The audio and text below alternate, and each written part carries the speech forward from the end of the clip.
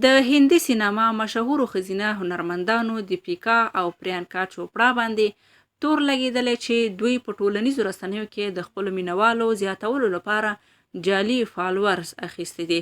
د هندي رسنیو د راپورونو په وینا په ټولنیزو رسنیو کې د فالوور شمیر ډیر اهمیت لري. په داسې کې بیا په ټولنیزو رسنیو کې د جعلي مینوالو یا فالوورز کار هم ډیر روان دی. همداراز د مشهورو خلکو لپاره هم د هغوی فالوورز ډیر مهم دي، ځکه له دې نه یې اهمیت څرګندیږي.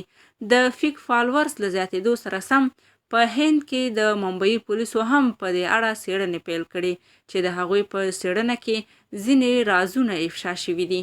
د ممبئی پولیسو ویلي دي چې مشهورو هنرمندانو دیپیکا او پریانکا چوپړا فیک فالوورز یعنی جعلي مینوال اخیستي دي.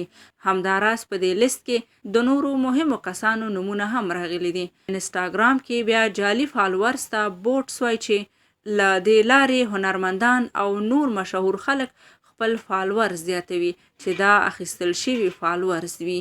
د دې رازونو له افشا کېدو وروسته ویل کېږي چې ښایي د ممبئی پولیس ډیر ژر په دې تړاو د پریانکا چوپړا او دیپیکا پاډون په ګډون له ډیرو کسانو پوښتنې هم وکړي.